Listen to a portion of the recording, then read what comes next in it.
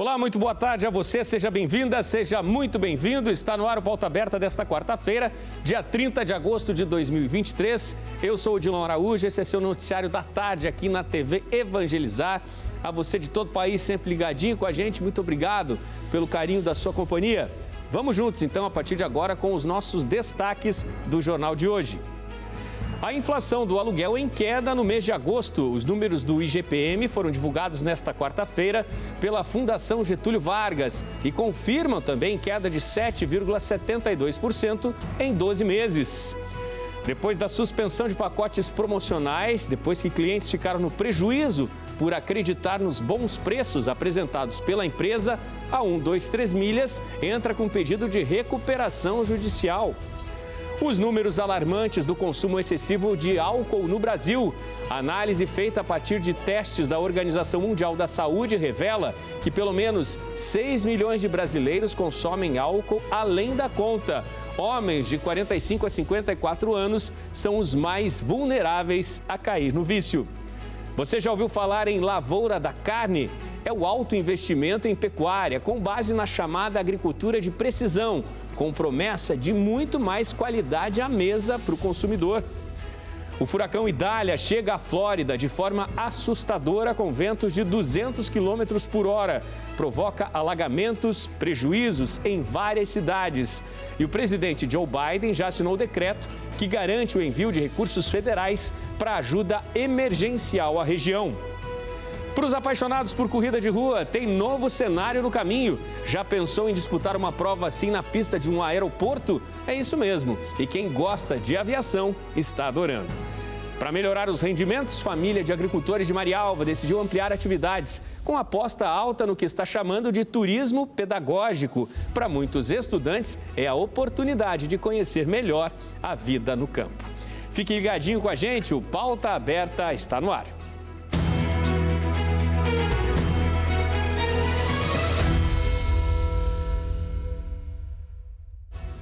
A inflação do aluguel, medida pelo IGPM, recuou 0,14% em agosto. Os números foram divulgados hoje pela Fundação Getúlio Vargas. A medição deste indicador, que calcula preços ao produtor, consumidor e da construção civil, foi feita entre 21 de julho e o dia 20 de agosto. E dessa vez, os números ficaram abaixo do que era a expectativa de economistas. Em julho, a inflação do aluguel já havia registrado queda de 0,72%. Agora, em agosto, o recuo foi menor, 0,14%, mas destaca alívio ao bolso do consumidor de uma maneira mais ampla.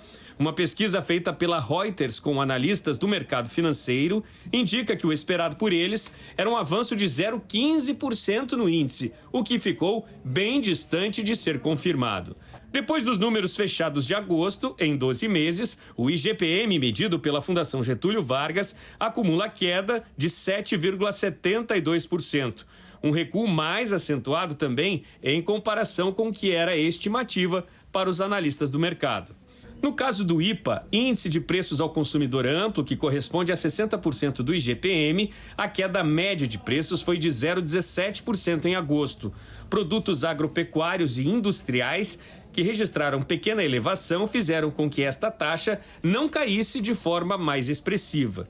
Outro índice, o IPC, Índice de Preços ao Consumidor, que corresponde a 30% do IGPM, teve queda de 0,19% em agosto. Neste caso, o grupo Educação foi o que mais contribuiu para a queda nos preços médios. Apenas o grupo Educação recuou 1,19% em agosto. O preço médio de passagens aéreas também ficou mais baixo, um item que impactou forte também. O recuo chegou a 8,72%. Outro índice que compõe o IGPM, a taxa INCC, Índice Nacional de Custo de Construção, subiu 0,24%.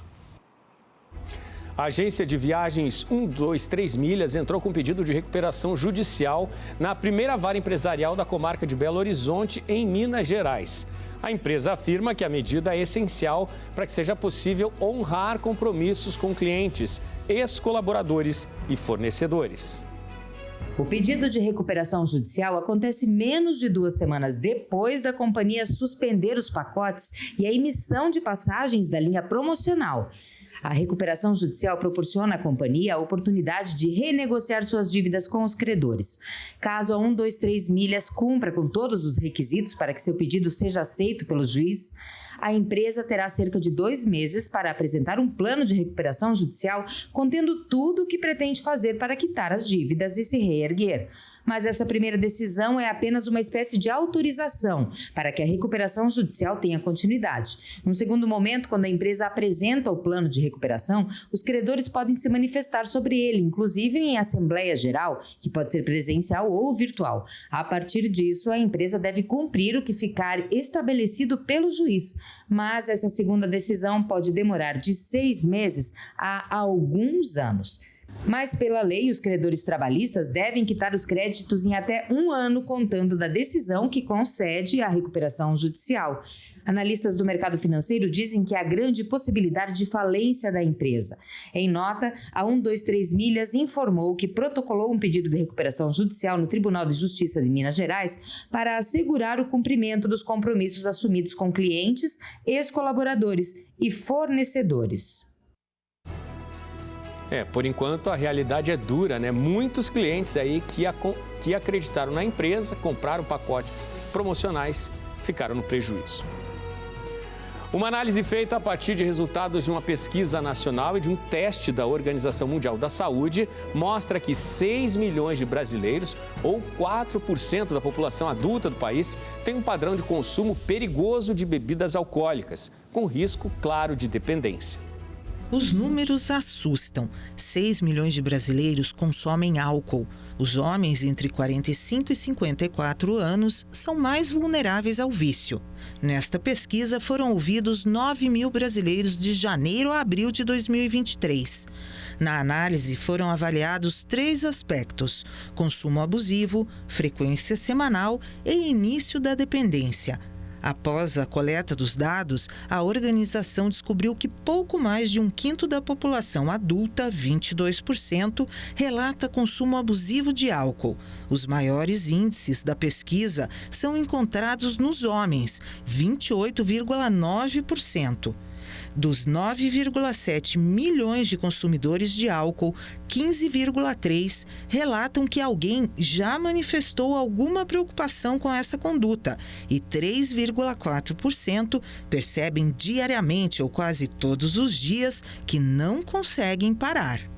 Uma pesquisa do Datafolha, divulgada esta semana, mostrou que metade da população brasileira entende que beber, mesmo que de vez em quando, faz mal à saúde. Os fatores apontados pela pesquisa como consequências da dependência do álcool foram os acidentes de trânsito e a violência doméstica. Do total de pessoas entrevistadas, 71% dizem que bebidas alcoólicas devem ter impostos mais altos.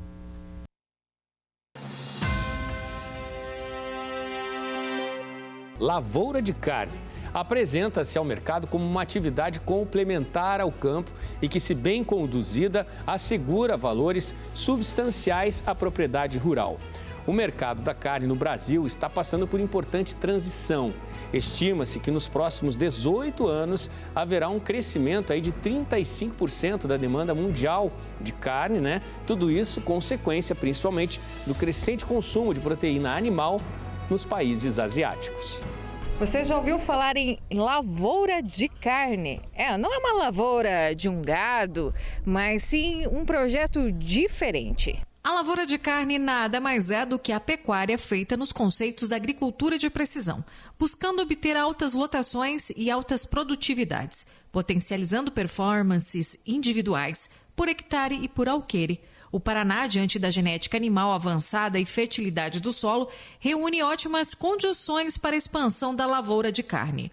O começo de todo o processo é a integração da lavoura pecuária, iniciando da forma mais simples possível, que é o cultivo de pastagens entre as sojas. A lavoura de carne é um projeto baseado em 3 pilares. Os pilares produtivo, financeiro e principalmente da gestão financeira e de recursos dos principais insumos da propriedade, que estão disponíveis para todos os produtores do Brasil, do Rio Grande do Sul até o Pará. O projeto Lavoura de Carne consiste numa pecuária feita nos conceitos da agricultura de precisão. Então, nós desde 2016, dentro da DSM, estamos muito focados na parte de gestão. A primeira das etapas do método proposto é a lavoura de pasto, que deve contemplar análise de solo e correção, preparo e implantação, sementes de qualidade, adubação e aplicação de ureia para a produção da matéria seca. O segundo passo é a suplementação com foco no desempenho, no ganho de peso por hectare ou alqueire. E o terceiro é a medição com monitoramento e resultado. O criador deve aferir, entre outros, o ganho diário e a taxa de lotação, que quanto maior, menor é o custo. Mas para isso, é imprescindível ter pasto em abundância aos animais. Enquanto um lavoureiro de milho, um lavoureiro de soja, ele colhe grão, nós colhemos quilos, colhemos arrobas, colhemos carcaças. Esse é o conceito, dentro de 6 a 12 meses. Para quem trabalha com recria, é uma excelente ferramenta para se produzir uma carcaça barata no período de recria e no período de terminação. Quanto mais eficiência você tiver na lavoura de carne a pasto para sua recria, menor é o tempo confinado, porque a parte de confinamento sempre exige um custo maior. A lucratividade em média com a lavoura de carne é de 28% a 35%, na terminação entre 60% e 66% na recria. Nós temos muitos casos nos 3 estados do sul que a cada 4 anos o sistema de pecuária vai avançando na área de soja e vai entregando a sua área de pastagem para a soja. Com isso tem um benefício do sistema. Novas tecnologias no campo. No Ceará, uma mostra cultural levou à população diversas atividades artísticas e grandes nomes da gastronomia. A regionalidade foi o tempero dos pratos apresentados. Veja só.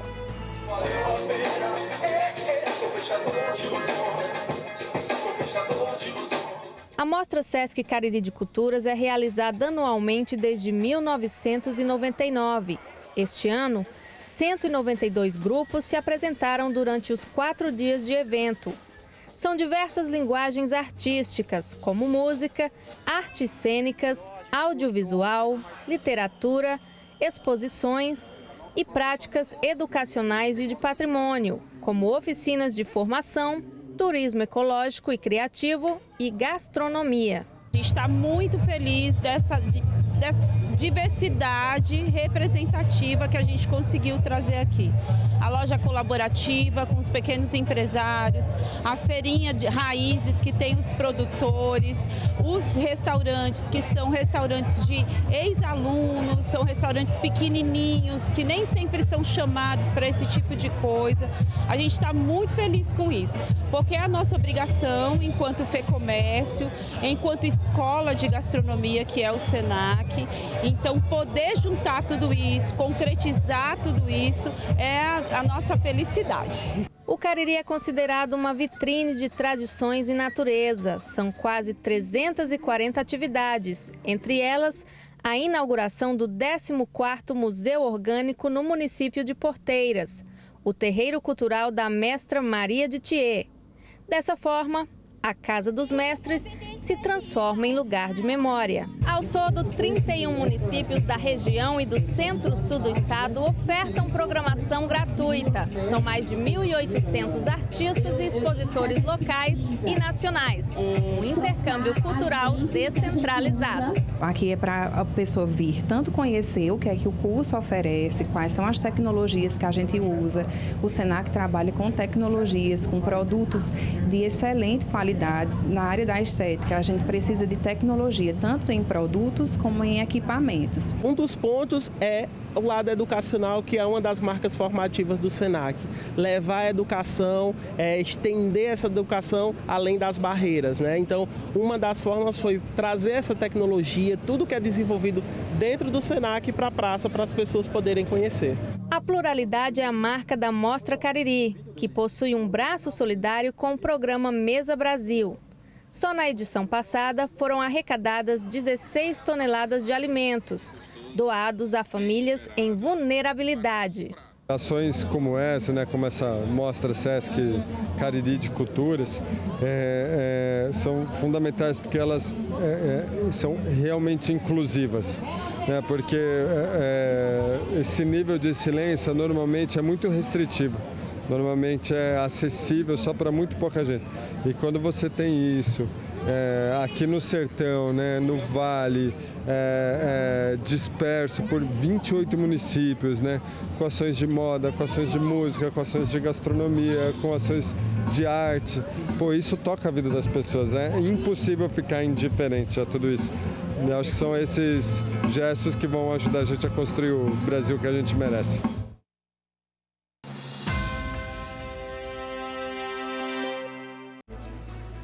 Líderes da Juventude Católica se encontraram em Curitiba para discutir planos, numa campanha que quer mobilizar a boa vontade e ampliar as ações sociais, não apenas na capital paranaense, mas também em vários municípios da região metropolitana. Uma tarde com orações, cânticos, momentos de reflexão, pregação e um desafio. Organizado pelo Hard Rock Café e Arquidiocese de Curitiba, o evento envolveu mais de 100 paróquias de Curitiba e região metropolitana e mostrou a força da juventude. Hoje nós vamos dar início a uma campanha chamada E Todos Ficarão Saciados.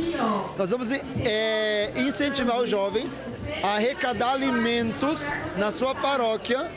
Um dos slogans do nosso negócio é Always One, todos somos um, né? Então, a devota a São Francisco de Assis, Nossa Senhora Aparecida, respeitando todos os princípios do nosso Senhor Jesus Cristo, tivemos uma grande ideia de colocar essa juventude para arrecadação dos alimentos e então procuramos a Diocese para fazer uma grande ação. A campanha tem um principal objetivo, a união dos jovens em prol de uma causa maior, a arrecadação de alimentos para quem mais precisa. Eles nos surpreendem porque eles querem também um momento de encontro com Deus, querem também promover o amor, querem ajudar o próximo. Esses jovens que aqui estão, muitos deles fazem visitas às famílias, visitas a favelas, organizam atividades de apoio, de ajuda às pessoas carentes. Promovem encontros de oração, de reflexão. Rio Branco do Sul, Minas Tamandaré, Campo Magro, Campo Largo, Pinhais. Então é todo esse pessoal, né, unido em união, né, unido para fazer essa divulgação e essa arrecadação de alimento. Jovens comprometidos em fortalecer os valores da comunidade e estender a mão aos mais necessitados. Mais do que só arrecadar alimentos, acho que é uma causa nobre de levar Jesus Cristo em todos os cantos e todos os espaços. A campanha é um momento muito nobre, que a gente vê a mobilização da Juventude Católica de Curitiba, todo esse movimento, num lugar, digamos assim, não esperado por todos, e ainda com um fundo tão nobre, que é ajudar as ações sociais da nossa arquidiocese. Em um mundo onde desafios sociais são frequentes, a iniciativa da Juventude Católica serve como um lembrete inspirador de que cada indivíduo pode desempenhar um papel na construção de uma sociedade mais compassiva e solidária, guiada pela fé e ação concreta. A beleza desse novo modo, desse modo deles próprios de viver o amor a Deus, o amor ao Evangelho. Toda a força aí, né, das lideranças católicas. Muito importante. Veja no próximo bloco a passagem assustadora do furacão Idália pela Flórida. São ventos de 200 km por hora, estragos por todos os lados, alagamentos e as primeiras mortes já confirmadas. De volta ao Brasil, você vê agora imagens de São Luís, capital do Maranhão. O estado fechou o primeiro semestre de 2023 com a criação de quase 15 mil empregos formais. É o quarto estado do Nordeste entre os que mais geraram empregos em junho, segundo o Cadastro Geral de Empregados e Desempregados, o CAGED, do Ministério do Trabalho e Emprego. Apenas em junho, com as festividades juninas, o estado gerou quase 5 mil vagas formais no mercado de trabalho. Fique ligadinho com a gente, o intervalo é rápido, voltamos já.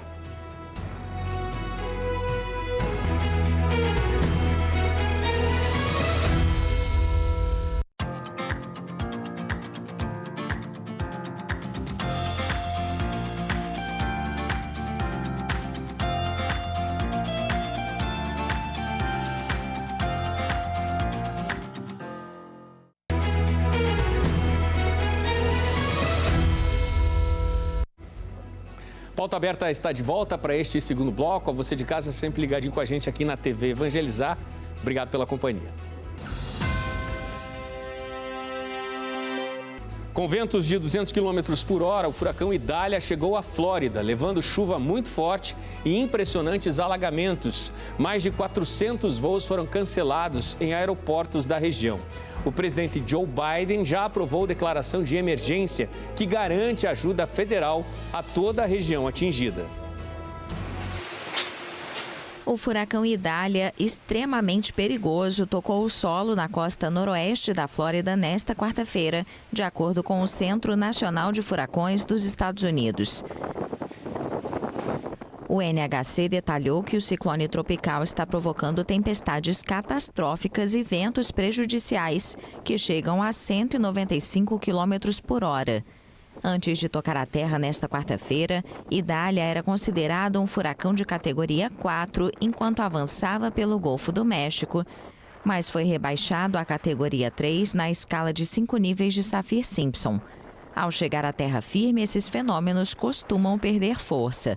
Mas as autoridades meteorológicas dos Estados Unidos alertaram em um comunicado que Idália segue sendo um furacão potencialmente perigoso em seu trajeto para o norte, na direção da Geórgia e da Carolina do Sul.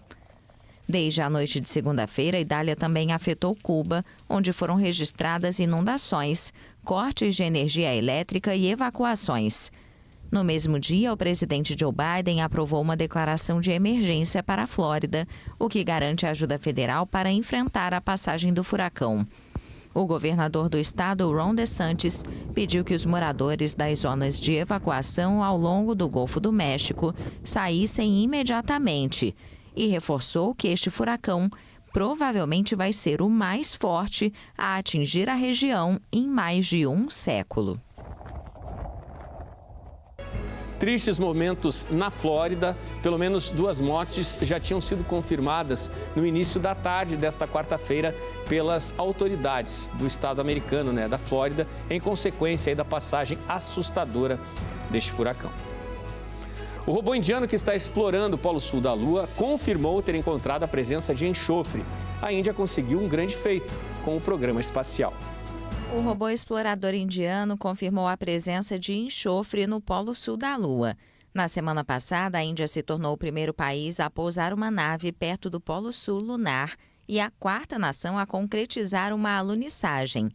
A Organização Indiana de Pesquisa Espacial informou em um comunicado que o instrumento de espectroscopia de decomposição induzida por laser a bordo do rover Chandrayaan-3 fez as primeiras medições da composição dos elementos da superfície lunar perto do Polo Sul.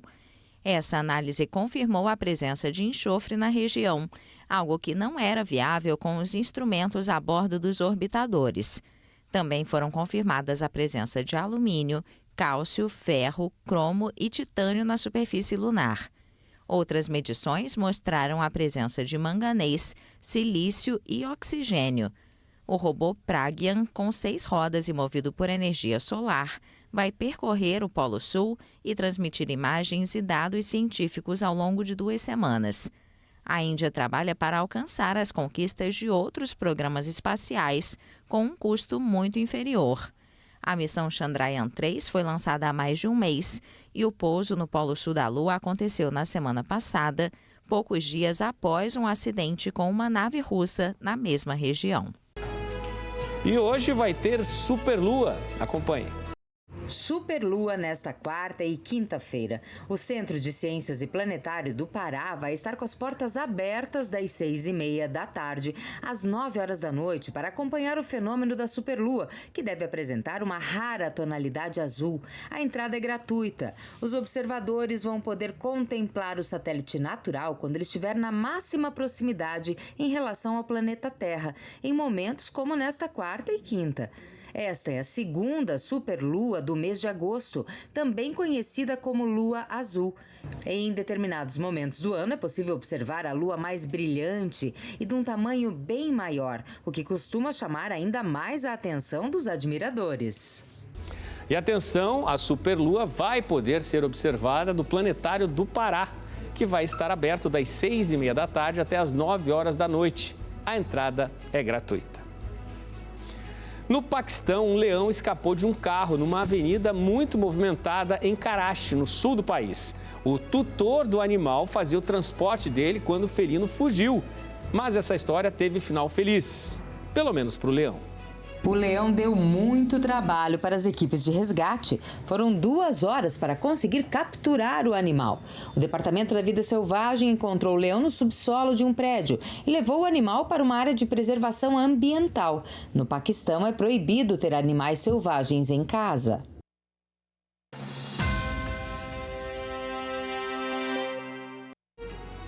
Hora do futebol agora, hora de Libertadores da América. E o Internacional de Porto Alegre é o primeiro semifinalista da edição deste ano.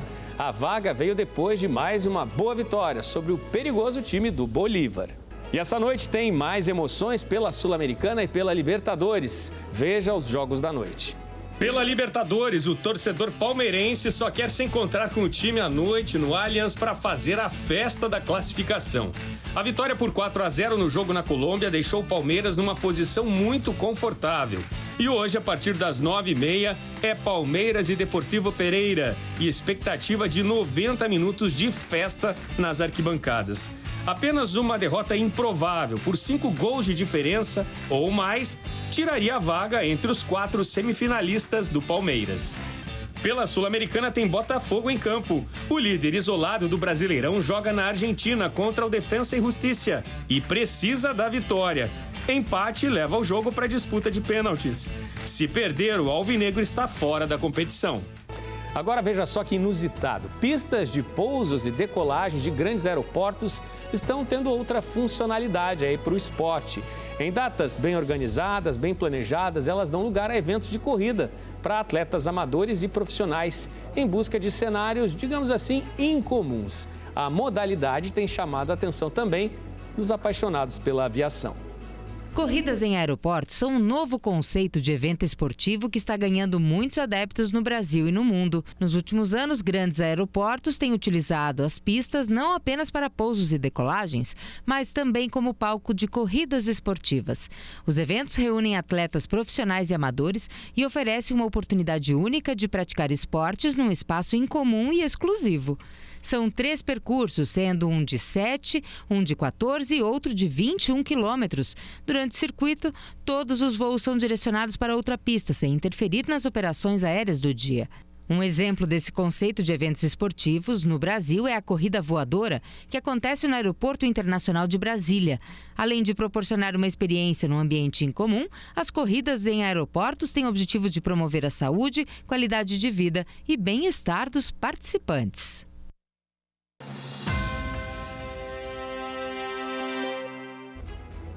A 30ª Feira da Louça de Campo Largo será realizada entre os dias 31 de agosto e 10 de setembro, na cidade que fica na região metropolitana de Curitiba e é considerada a capital nacional da louça.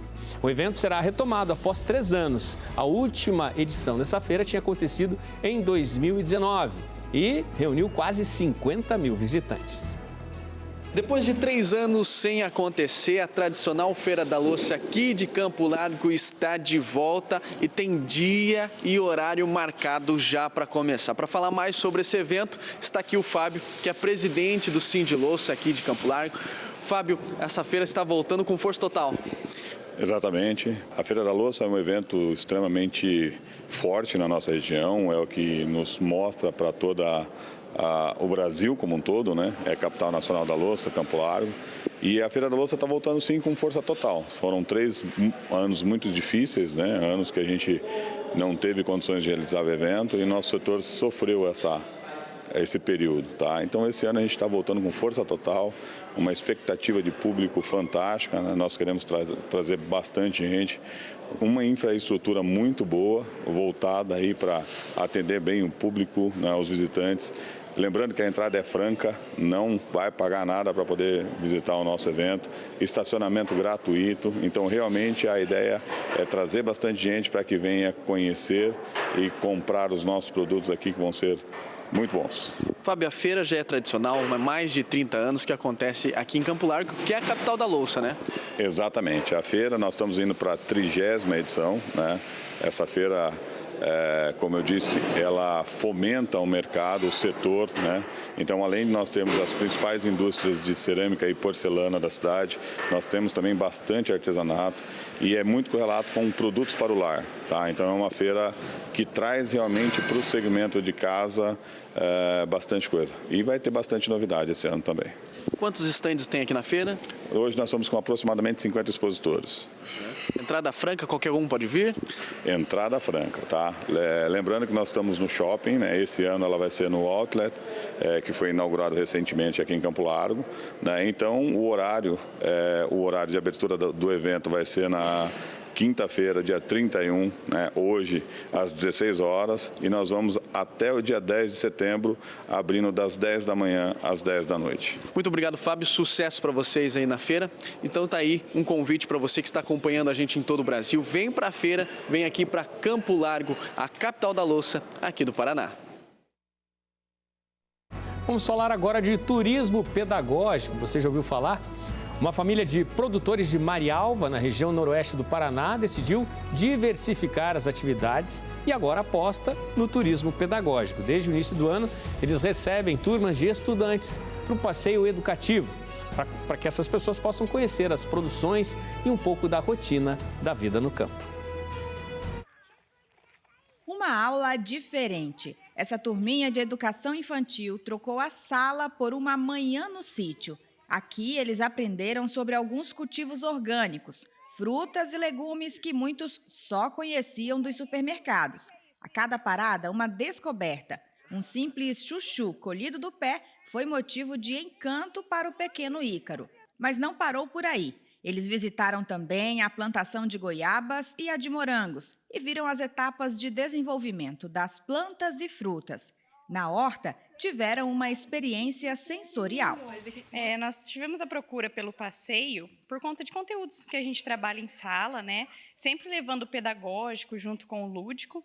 No momento, nós estávamos trabalhando campo e cidade. Então, assim, a convivência mesmo, eles estão tendo hoje e a gente junta a prática ali, né, com o nosso pedagógico para concretizar mesmo o ensino na vida dos pequeninos ali. A propriedade que eles visitaram é da família Tamura. Ela faz parte do roteiro de turismo rural do município de Marialva, na região noroeste do Paraná. Desde o início do ano, eles decidiram apostar em uma nova atividade, o turismo educacional. Então, a gente apresenta a propriedade para conhecer todas as plantações que nós temos aqui, a plantação orgânica. Então, nós temos bucha, tomate cereja, chuchu, a estufa de morango, o maracujá. Então, as crianças vêm aqui, conhecem a propriedade, como que é o pé de goiaba, como que ela dá a fruta, como começa com a flor, a relação das abelhas com a polinização e a preservação do meio ambiente. Então, toda a nossa propriedade ela tem um selo de sustentabilidade também. A atividade tem sido apresentada às famílias como uma oportunidade de explorar todo o potencial das propriedades e fomentar as diversas modalidades de turismo na região. Nós temos 16 propriedades dentro desse circuito. E, entre elas, a família Tamura queria uma proposta diferente dentro do turismo. Então, nós criamos o turismo pedagógico. É sensibilizar e mostrar para esse estudante, né, como que o produtor rural ele cuida, né, do meio ambiente, ele cuida da sua propriedade. E, com isso, você gera uma outra fonte de renda para essa propriedade agrícola. Durante o tempo que ficam no sítio, eles aprendem e se divertem. No contato com atividades simples, como alimentar os gansos, eles entenderam sobre a rotina dos cuidados com os animais. O passeio proporcionou para eles também uma experiência prática de fazer um plantio. Eles colocaram a mão na terra, aprenderam a colocar a mudinha no vaso e vão levar para casa. É uma forma de ensinar para eles sobre sustentabilidade e o cuidado com o meio ambiente. Foi uma verdadeira expedição pelo aprendizado. Eu gostei do passeio com trator. Eu amei também dar para os patos. Eu gostei de fazer a nossa plantação. Eu já tinha visto uma plantação de alface, mas não de morango. Gostou? Gostei. Muito legal. Muitas e importantes lições, né, aos pequenos que são pura curiosidade neste passeio pelo sítio. Pauta Aberta desta quarta-feira está terminando. Um ótimo fim de tarde para você. A gente volta a se encontrar amanhã. Até lá.